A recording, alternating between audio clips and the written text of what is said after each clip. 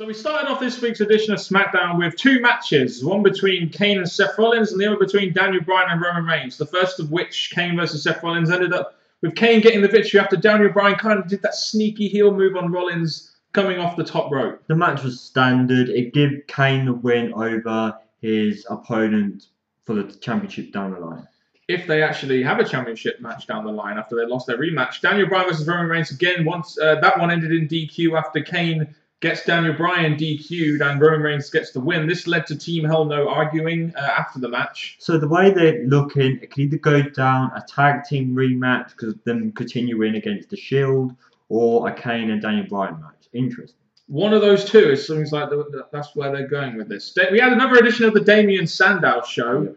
You know, I like the idea of Damien Sandow doing all this like mental versus physical stuff, but doesn't mean it was just this lame. You know, you've got two wrestlers playing a ball and cup game, and at the end of the day, Sheamus just ends the segment by bro kicking Sandow. It does feel the way that Sandow's now in a way getting his own talk show over The Miz, but at the same time, it's not feeling Sandow kind of promo-y work, and him going up against Sheamus. The feud's good and all, but this particular one ended with Sheamus doing smart talk and then bro kicking him down, which put Sheamus on top. And I don't know, for the second week, this didn't feel like the best Damien Sandow segment. I mean, the segment itself fits Sandow perfectly. It just feels like another just lame-ass PG segment to me. I don't know. Sin Cara versus Curtis Axel.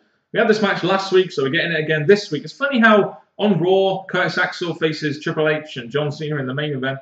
And then he faces, on SmackDown, he faces Sin Cara 2 weeks in a row, and he wins this week with the Perfect Plex, which is the only different thing about it, really. They do bring the whole Mr. Perfect talk and things, but the main thing about this, I'm looking at this, and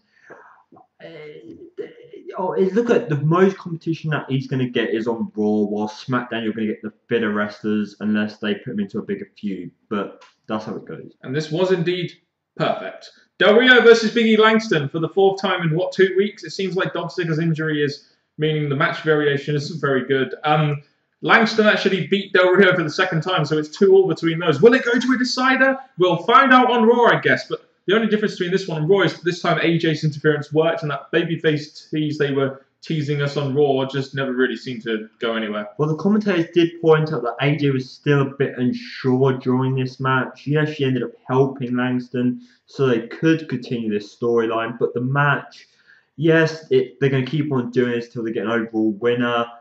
The match, I didn't think it was the best match, but it got them on TV, and it looks like it's an ongoing feud. Do you think Big E Langston should be babyface or stay heel? I think it could work as a face. I think it could work. In NXT, the 5-count gimmick was mad over, so I think if you could work that into the roster on the main TV show, it could definitely work.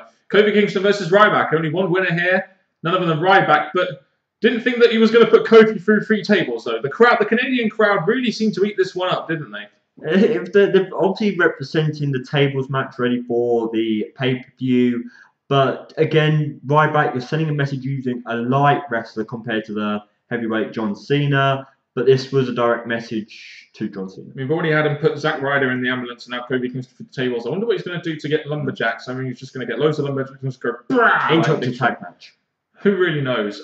Apparently, Paul Heyman has accepted Jericho's request to face CM Punk at Payback, and that's been now made official. This led to Chris Jericho versus Cody Rhodes, the disaster kick into the balls of Jericho finish. You know, Cody Rhodes looked all right here. Jericho gets the win that he really needs. I felt it should have been Punk to announce that he's going to face Chris Jericho instead of keeping CM Punk off TV, either Titantron or on TV.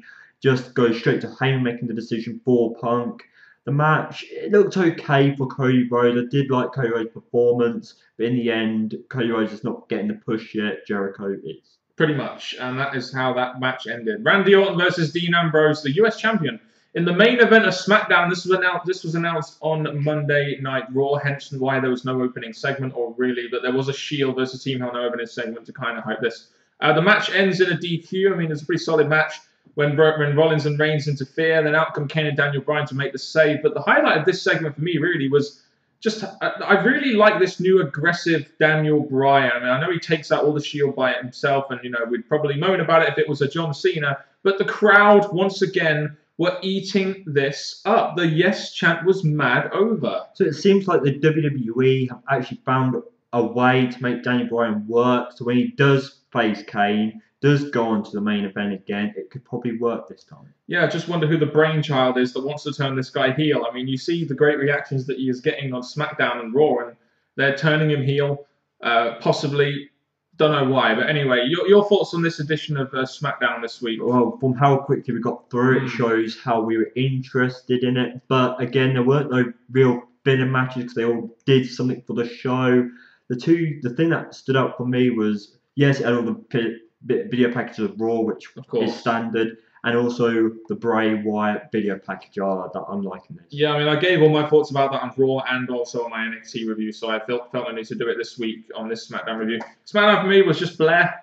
There was some decent stuff on there, some good continuance of storytelling, but mostly I just found myself skipping through a lot of this show thinking, right, I just want this to end and do the review. That's all I was thinking. Let us know your comments on this show down in the comment section below. I have been Mr. Parkin. This guy is sitting next to me, who is awesome. He's none other than NJ. What's up? British Fist here. Gotcha. And goodbye.